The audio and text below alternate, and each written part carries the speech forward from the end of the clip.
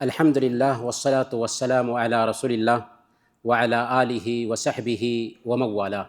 بھائیوں، نوجوانوں اور پردہ نشین ماؤں اور بہنوں، سب سے پہلے ہمیں یاد رکھنا چاہیے کہ ہم رمضان کے مہینے میں ہیں، جمعہ کا دن ہے، عصر کے بعد کا وقت ہے، اور اللہ کی مسجدوں میں سے ایک مسجد میں ہم سب اکٹھا ہیں۔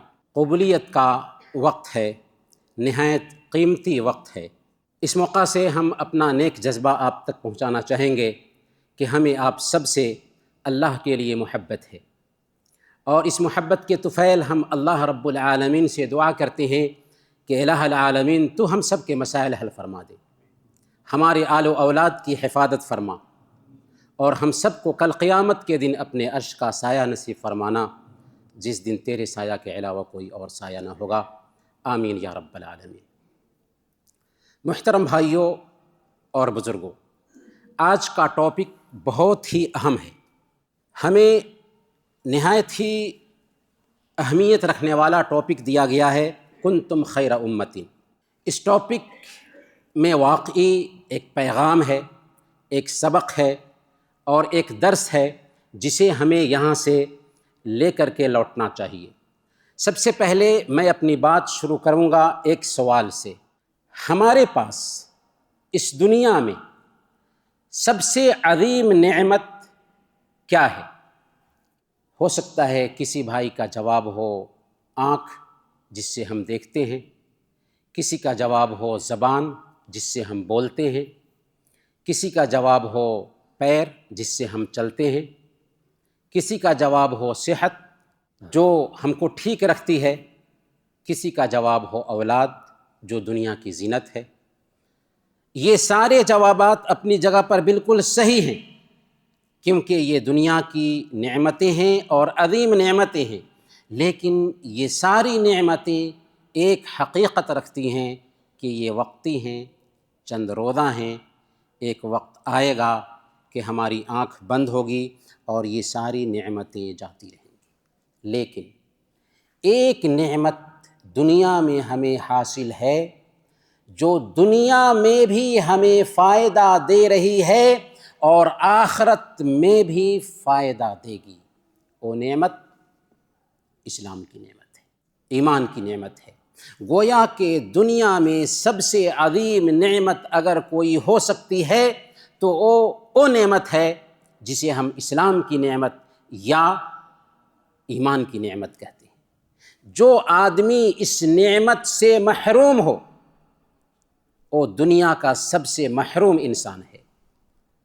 اس کے پاس اربوں خربوں جائیداد ہوں لیکن وہ بہت ہی مسکین ہے، بلکہ قرآن کی زبانی شر البریہ ہے۔ لیکن جس کے پاس یہ نعمت ہے وہ دنیا میں بھی اس نعمت سے سکون کی زندگی گزارتا ہے، اور مرنے کے بعد یہ نعمت قبر میں بھی اس کا ساتھ دے گی، قیامت کے دن بھی اس کا ساتھ دے گی، حشر کے میدان میں اس کا ساتھ دے گی، یہاں تک کہ اس کو جنت میں داخل کرے گی۔ یہ نعمت آسانی کے ساتھ ہمارے پاس نہیں آئی، بلکہ بڑی قربانیوں کے بعد یہ نعمت ہمارے پاس آئی ہے۔ اسی نعمت کے لیے حضرت آدم علیہ السلام تھکے تھے، اسی نعمت کے لیے حضرت نوح علیہ السلام 950 سال تک قربانی پیش کرتے ہیں، اسی نعمت کے لیے حضرت ابراہیم علیہ السلام کو آگ میں ڈالا گیا تھا، اسی نعمت کے لیے حضرت اسماعیل علیہ السلام کی گردن پر چھری چلی تھی، اسی نعمت کے لیے حضرت یوسف علیہ السلام کو جیل میں ڈالا گیا تھا، اور اسی نعمت کے لیے حضرت زکریا اور یحییٰ علیہ السلام کو ذبح کیا گیا تھا، اسی نعمت کے لیے حضرت موسیٰ علیہ السلام نے بنو اسرائیل کے اکڑ پن کو برداشت کیا تھا، اسی نعمت کے لیے حضرت عیسیٰ علیہ السلام کو سولی پر لٹکانے کی کوشش کی گئی تھی، اسی نعمت کے لیے ہمارے حبیب نے 23 سال تک پوری زندگی وقف کر دی تھی، اور اسی نعمت کے لیے صحابہ کرام نے قربانیاں دی تھیں، تابعین نے قربانیاں دی، تب یہ نعمت ہم تک پہنچی ہے۔ اس لیے سب سے پہلے اس نعمت کا ہمیں احساس ہونا چاہیے۔ دنیا کے کسی بھی میدان میں رہیں، دنیا کے کسی بھی فیلڈ میں رہیں، لیکن بحیثیت مسلمان کے اسلام کا اثر ہماری زندگی پر ظاہر ہونا چاہیے، کیونکہ اسلام ہی میں عزت ہے، اسلام کے بغیر کہیں عزت نہیں۔ حضرت عمر فاروق رضی اللہ تعالی عنہ کا زمانہ ہے، مسلمان بیت المقدس کو فتح کر لیتے ہیں، چنانچہ امیر المؤمنین خلیفہ وقت شام کا سفر کرتے ہیں۔ آپ کے ساتھ اس سفر میں حضرت ابو عبیدہ بن جراح رضی اللہ تعالی عنہ بھی ہیں۔ ایک جگہ پر کیچڑ سے گزرتے ہیں، سواری سے اترتے ہیں، اپنی چپل اپنے ہاتھ میں لیتے ہیں، کندھے پہ لٹکاتے ہیں اور اپنی سواری کی نکیل تھام کر اسے پار کرنے لگتے ہیں، تو حضرت ابو عبیدہ بن جراح رضی اللہ تعالی عنہ کی زبان سے نکلتا ہے کہ آپ جب اس کیفیت میں جائیں گے اور اس کیفیت میں آپ کو اہل شام دیکھیں گے تو ہمیں اچھا نہیں لگے گا۔ امیر المؤمنین عمر فاروق رضی اللہ تعالی عنہ نے تاریخی جملہ کہا تھا کہ اے ابو عبیدہ، اگر تیرے علاوہ کسی اور نے یہ بات کہی ہوتی تو میں اسے امت محمدیہ کے لیے عبرت کا سامان بنا دیتا۔ انا کنا اذل قوم فاعزنا اللہ بالاسلام فمہما ابتغینا العز بغیر ما اعزنا اللہ به اذلنا اللہ۔ ہم دنیا میں سب سے ذلیل قوم تھے، اللہ نے ہمیں اسلام کے ذریعہ عزت دی۔ اگر اسلام کے علاوہ کہیں اور عزت ڈھونڈنے کی کوشش کریں گے تو اللہ ہمیں ذلیل کر دے گا۔ جی ہاں، ہم خیر امت ہیں، کنتم خیر امت، تم بہترین امت ہو۔ دنیا کی ساری امتوں میں جتنی بھی قومیں، جتنی بھی امتیں اس دھرتی پر پیدا ہوئیں، ان ساری امتوں میں اللہ رب العالمین نے ہمیں سب سے بہترین امت بنایا ہے۔ ہم وہ امت ہیں کہ جس سے قیصر و کسریٰ کی حکومتیں تھراتی تھیں۔ ہم وہ امت ہیں کہ جس نے دنیا کو تہذیب دیا، دنیا کو سلیقہ دیا، دنیا کو علم دیا، سائنس دیا، اس وقت جب کہ امریکہ ڈارک ایج سے گزر رہا تھا۔ ہم وہ امت ہیں کہ جس کے ایک سپوت کی آواز میں جنگل کے درندے اور جانور جنگل خالی کر دیتے ہیں، اور طالب الہاشمی کے الفاظ میں 40 سال تک اس جنگل میں ایک جانور بھی دیکھنے کو نہیں ملتا ہے۔ میرے بھائیوں، ہم وہ قوم ہے کہ دشت تو دشت ہے، دریا بھی نہ چھوڑے ہم نے، بحر ظلمات میں دوڑا دیے گھوڑے ہم نے۔ ہمیں اپنے مقام کو، اپنے مرتبہ کو، اپنی عزت کو پہچاننا چاہیے کہ ہم کون ہیں۔ جی ہاں، ہم خیر امت ہیں، کنتم خیر امت، تم بہترین امت ہو۔ بہترین امت کیوں ہو؟ اخرجت للناس، ہمارا مقصد ہے انسانیت کی رہنمائی، ہمارا مقصد ہے انسانیت کی رہبری۔ اسی کام کے لیے اللہ رب العالمین نے ہمیں اس دھرتی پر وجود بخشا ہے۔ سن 14 ہجری کا زمانہ ہے، مسلمان قادسیہ میں ہیں، مسلمانوں کی سپہ سالار حضرت سعد بن ابی وقاص رضی اللہ تعالی عنہ ہیں۔ ایران کا سپہ سالار رستم مسلمانوں کے سپہ سالار سعد بن ابی وقاص کے پاس پیغام بھیجتا ہے کہ آپ اپنا ایلچی بھیجیے جس سے ہم بات کرنا چاہتے ہیں۔ مسلمانوں کا ایک معمولی سپاہی حضرت ربیع بن عامر رضی اللہ تعالی عنہ جاتا ہے رستم سے بات کرنے کے لیے۔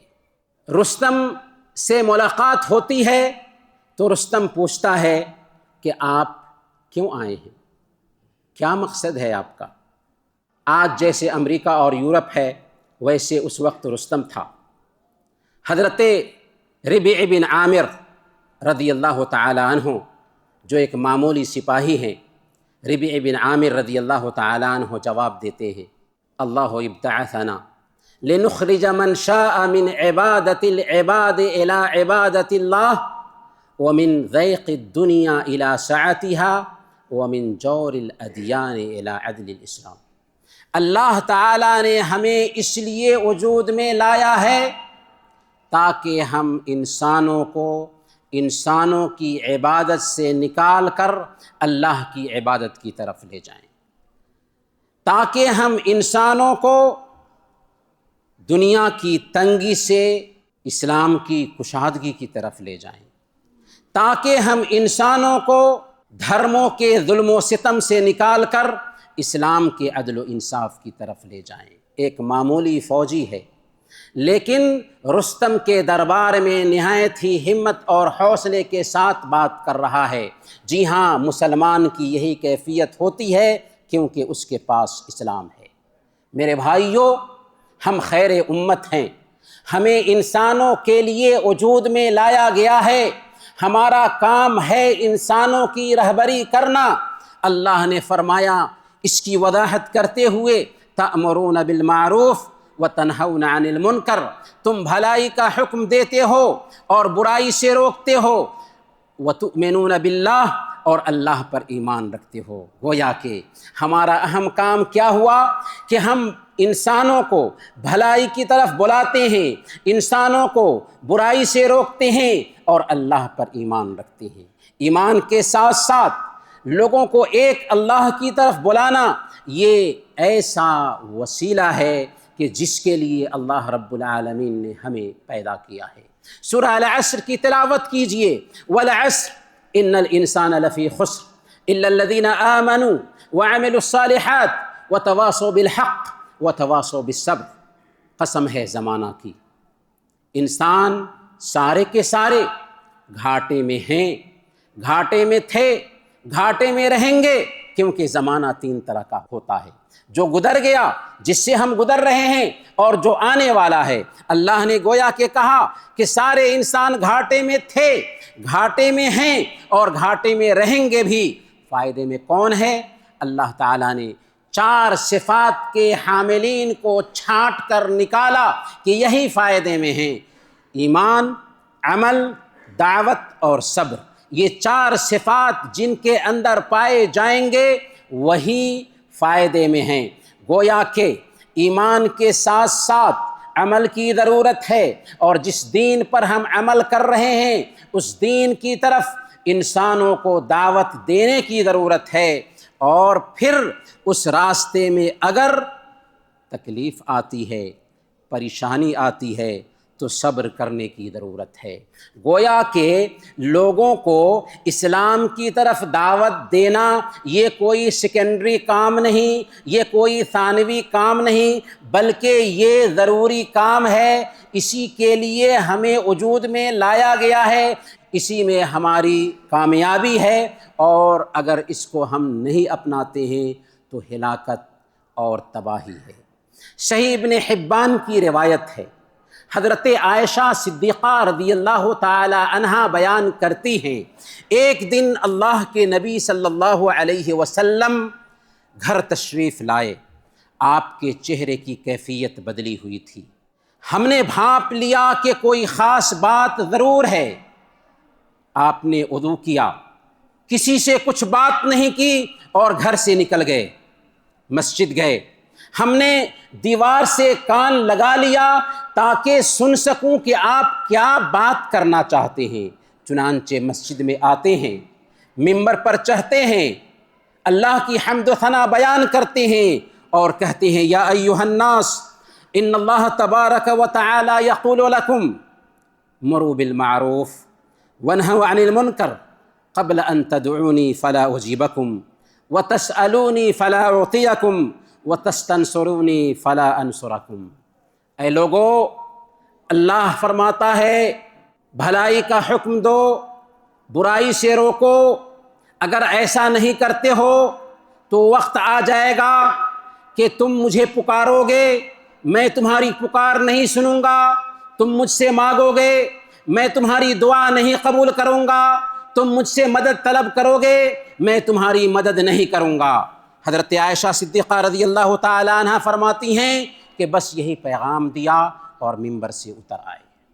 میرے بھائیوں، اس پیغام پہ غور کیجیے۔ اس پیغام میں ہماری نجات کا سامان ہے اور ہلاکت سے بچاؤ بھی ہے۔ اللہ کے نبی صلی اللہ علیہ وسلم ایک دن ممبر پر چڑھتے ہیں، لمبی چوڑی تقریر نہیں کرتے، بلکہ صرف یہ کہتے ہیں کہ اگر تم بھلائی کی طرف بلانا اور برائی سے روکنا یہ کام نہیں کرو گے تو اللہ رب العالمین کے اوپر سے تمہارے دروازے بند کر دیے جائیں گے۔ تم مانگو گے، اللہ تمہاری دعا قبول نہیں کرے گا۔ تم گر گراؤ گے، اللہ تعالیٰ تمہاری نہیں سنے گا۔ مدد طلب کرو گے، اللہ تعالیٰ تمہاری مدد نہیں کرے گا۔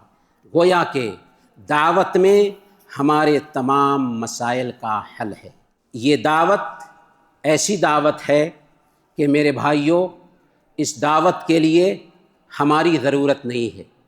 ہاں، اگر ہم اس دعوت کے لیے وقت نکالتے ہیں تو اس میں ہماری کامیابی ہے، ورنہ اس دین کی خدمت ساری مخلوق کر رہی ہے۔ اس دین کی خدمت دنیا کی ہر مخلوق کرنے میں لگی ہوئی ہے۔ آپ نے قرآن کریم میں ہدہد کا کردار پڑھا ہوگا۔ حضرت سلیمان علیہ السلام کو اللہ تعالیٰ نے انسانوں، جنات اور چرند و پرند پر بھی اختیار دے رکھا تھا۔ اس میں سے ایک پرندہ ہدہد ہے۔ ایک دن آپ کی اجازت کے بغیر کہیں چلا جاتا ہے اور جاتا ہے یمن۔ وہاں ایک حکومت کو دیکھ کے آتا ہے۔ اس حکومت کی ایک ملکہ ہے، اس کی ایک رانی ہے، اور وہاں پہ شرک دیکھتا ہے۔ اس لیے اس پرندے کی غیرت برداشت نہیں کرتی ہے، فوراً لوٹ کر آتا ہے، حضرت سلیمان علیہ السلام سے نہایت ہی جذبات میں بات کرتا ہے اور کیا کہتا ہے؟ وَجَدتُّهَا وَقَوْمَهَا يَسْجُدُونَ لِلشَّمْسِ مِن دُونِ اللَّهِ۔ بادشاہ سلامت، میں نے سبا کی رانی کو دیکھا ہے، وہ اپنی قوم کے ساتھ سورج نمسکار کرتی ہے، سورج کی پوجا کرتی ہے۔ اور پھر یہ پرندہ حضرت سلیمان علیہ السلام کا خط لیتا ہے، ملکہ سبا تک پہنچاتا ہے، یہاں تک کہ ملکہ سبا سلیمان علیہ السلام کے پاس آتی ہے اور اسلام قبول کرتی ہے اور اپنی قوم کے اسلام کا سبب بنتی ہے۔ ایک پرندے کا کردار دیکھیے کہ ایک قوم کے اسلام کا سبب بن جا رہا ہے۔ تو یہ دین دراصل اسی میں ہماری عزت ہے، اسی میں ہماری بھلائی ہے۔ یہ دین اس وقت بھی پھیلتا ہے جب کہ ہم اس دین کے لیے محنت کرنا ترک کر دیتے ہیں۔ یہ دین اس وقت بھی پھیلتا ہے جب کہ مسلمان کمزوری کے حالت میں ہوتے ہیں، جب کہ مسلمان پسے جاتے ہیں، دبائے جاتے ہیں، کچلے جاتے ہیں۔ کیا آپ کو یاد نہیں جب تاتاریوں نے بغداد پہ حملہ کیا تھا 656 میں، تو اس وقت بغداد کی اینٹ سے اینٹ بجا دی تھی۔ حالت اس وقت یہ ہو گئی تھی کہ مسلمانوں کے خون سے دجلہ کا پانی سرخ ہو گیا تھا۔ 18 لاکھ مسلمانوں کو تہہ تیغ کر دیا گیا تھا۔ مسلمان ان کے غلام بن گئے تھے، لیکن ان مسلمانوں کی زندگی میں اسلام تھا۔ کیا ہوا؟ چند ہی سالوں میں مسلمانوں کے اسلام سے متاثر ہو کر یہ تاتاری اسلام قبول کر لیتے ہیں اور اسلام کے پاسبان بن جاتے ہیں۔ ہے عیاں یورش تاتار کے افسانے سے، پاسباں مل گئے کعبہ کو صنم خانے سے۔ تو یہ اسلام ہماری دعوت کا محتاج نہیں۔ یہ دین اس وقت بھی پھیلا ہے جب مسلمان کمزور رہے ہیں، بلکہ کتنے اورینٹلسٹ نے اس بات کا اعتراف کیا ہے کہ اسلام اپنے عروج کے زمانے میں جتنا نہیں پھیلا اتنا اپنے زوال کے زمانے میں پھیلا ہے۔ کیوں؟ اس لیے کہ اس اسلام کی فطرت میں قدرت نے لچک دی ہے، جتنا ہی دباؤ گے اتنا ہی یہ ابھرے گا۔ اس لیے میرے بھائیوں، ہم خیر امت ہیں، ہمارا کام کیا ہے؟ سب سے بہتر کام ہمارا یہ ہے کہ ہم خیر امت کی ذمہ داری نبھائیں۔ کنتم خیر امت اخرجت للناس، تم بہترین امت ہو جو انسانوں کے لیے نکالی گئی ہو۔ دنیا کے سارے کاموں میں اگر سب سے بہتر کام کوئی ہو سکتا ہے تو وہ دعوت ہے۔ ومن احسن قولا ممن دعا الى اللہ وعمل صالحا وقال اننی من المسلمین۔ اس انسان کی بات سے بہتر کس کی بات ہو سکتی ہے جو ایک اللہ کی طرف بلائے اور کہے کہ میں مسلمانوں میں سے ہوں۔ سب سے بہتر جاب، سب سے بہتر کام اگر اس دھرتی پر ہے تو وہ انسانوں کو ایک اللہ کی طرف بلانا ہے۔ میرے بھائیوں، ایک امریکن مسجد میں داخل ہوتا ہے، نماز کے بعد مائکروفون اٹھاتا ہے اور سورہ فاتحہ سنانا شروع کر دیتا ہے۔ سب لوگ تعجب سے سن رہے ہیں، یہاں تک کہ سورہ فاتحہ ختم کرتا ہے، مائکروفون رکھتا ہے اور نکلتا بنتا ہے۔ امام نے اس کو روکا، اس سے پوچھا کہ تم ایسا کیوں کر رہے ہو؟ اس نے کہا اس لیے کہ میں 3 دن پہلے اسلام قبول کیا اور میں نے اسلام کی کتاب میں یہ حدیث پڑھی، بلغوا عنی ولو آیہ، اگر تم ایک آیت بھی جانتے ہو تو اسے دوسروں تک پہنچاؤ۔ میں 7 آیتیں یاد کر چکا تھا، آخر میں اسے دوسروں تک کیسے نہ پہنچاتا؟ اس لیے میں نے سوچا کہ یہ 7 آیتیں دوسروں تک پہنچا دوں۔ میرے بھائیوں، جو لوگ اسلام قبول کرتے ہیں ان کے ایسے ہی جذبات ہوتے ہیں۔ اسی کویت کی دھرتی پر ڈاکٹر عبد الرحمن السمیت جیسی شخصیت پیدا ہوتی ہے جو MBBS ڈاکٹر تھے، ہاسپٹل میں جاب لگا تھا، لیکن افریقہ جاتے ہیں، وہاں پر ایک نو مسلم ان سے ملتا ہے، وہ اپنے جذبات شیئر کرتے ہوئے کہتا ہے کہ جب میں مسلمانوں کو دیکھتا ہوں تو میرا دل چاہتا ہے کہ ان کا چہرہ نوچ لوں۔ ایک نو مسلم یہ بات کر رہا ہے کہ جب میں مسلمانوں کو دیکھتا ہوں تو دل کرتا ہے کہ ان کا چہرہ نوچ لوں۔ پوچھتے ہیں کہ آخر کیا وجہ ہے، تیرے اندر ایسے جذبات کیوں پیدا ہو رہے ہیں؟ اس نے کہا اس لیے کہ میں نے اسلام اس وقت قبول کیا جب کہ میرے ماں باپ اس دنیا سے گزر چکے ہیں۔ اللہ کے فضل سے میں جنت میں جا سکتا ہوں، لیکن میں اپنے ماں باپ کا کیا کروں گا؟ وہ تو جنت میں نہیں جا سکتے۔ ڈاکٹر عبد الرحمن السمیت جو ڈائریکٹ ایڈ سوسائٹی کے بانی ہیں، یہی قصہ ان کی زندگی کے لیے ٹرننگ پوائنٹ ثابت ہوتا ہے۔ افریقہ چلے جاتے ہیں، ان کو افریقہ کا فاتح سمجھا جاتا ہے۔ 11 ملین لوگوں نے ان کے ہاتھ پر اسلام قبول کیا۔ کتنے؟ 11 ملین لوگوں نے ان کے ہاتھ پر اسلام قبول کیا۔ ابھی وہ قبر میں ہیں، لیکن جتنے لوگوں نے ان کے ہاتھ پر اسلام قبول کیا اور پھر ان کے ذریعہ جو لوگ اسلام قبول کرنے والے ہیں، ان کے ذریعہ جو لوگ بھی اسلام قبول کریں گے اور وہ جن لوگوں کو اللہ کا پیغام پہنچائیں گے، جہاں جہاں وہ پیغام پہنچے گا، اربوں اور کھربوں کی تعداد میں ایسے لوگ آ جاتے ہیں۔ ان سب کا اجر اور ثواب پہنچ رہا ہے ڈاکٹر عبد الرحمن السمیت کو۔ آخری پیغام پہ میں اپنی بات ختم کروں گا۔ میرے بھائیوں، ہم نے کہا ڈاکٹر عبد الرحمن السمیت جن کے ہاتھ پر 11 ملین لوگوں نے اسلام قبول کیا، لیکن اگر ایک انسان ہمارے ہاتھ پر اسلام قبول کر لیتا ہے، وہ زندگی بھر جتنا بھی عمل کرے گا، پھر اس کی اولاد ہوگی، اس کی اولاد جتنا عمل کرے گی، پھر اولاد کی اولاد ہوگی، پھر اولاد کی اولاد ہوگی، یہاں تک کہ اس سے ایک خاندان بن جائے گا، ایک بستی بن جائے گی۔ جتنے لوگ بھی قیامت تک آئیں گے، وہ جتنا بھی عمل کریں گے، ہم قبر میں جا چکے ہوں گے، ان کے سارے اعمال کے برابر ہم سب کو اجر اور ثواب مل رہا ہوگا۔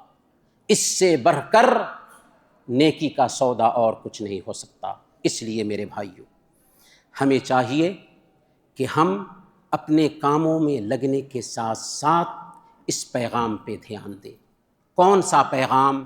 کہ ہم نے اپنے دین کے لیے اب تک کیا کیا ہے۔ سوچیں، دل کو ٹٹولیں، من سے پوچھیں، اور اگر نہیں کیا ہے تو یہاں سے عزم لے کر اٹھیں۔ آج دین کا کام کرنا بہت آسان ہے۔ ایک لنک شیئر کر دیں، اس کے ذریعہ اللہ کے دین کو آپ پہنچا سکتے ہیں۔ ڈاکٹر ضیاء الرحمن اعظمی جو پوری دنیا میں شہرت رکھتے ہیں، ہندو گھرانے میں پیدا ہوئے تھے، ان کو ایک بندے نے کوئی کتاب دے دیا تھا، اس کتاب کے ذریعہ ہدایت پاتے ہیں، یہاں تک کہ مدینہ یونیورسٹی کے ڈین بنتے ہیں، اور الجامع الکامل فی الحدیث الصحیح الشامل، اس انسان کو توفیق ملتی ہے کہ اس نام سے صحیح احادیث کا ذخیرہ جمع کرے۔ دنیا سے وہ گزر گئے، اپنی برزخی زندگی میں ہیں، لیکن جو لوگ بھی اس کتاب سے فائدہ اٹھائیں گے اس کا اجر ان کو ملتا رہے گا۔ تو میرے بھائیوں، انہی کلمات کے ساتھ ہم اپنی بات ختم کرتے ہوئے اللہ تعالیٰ سے دعا کرتے ہیں کہ اللہ تعالیٰ ہم سب کے مسائل حل فرمائے، ہمارے آل و اولاد کی حفاظت فرمائے، ہم سب کو زندہ رکھے تو ایمان پر زندہ رکھے، اور وفات دے تو ایمان پر وفات دے۔ آمین۔ وصلی اللہ علی نبینا محمد وعلی آلہ وصحبہ اجمعین۔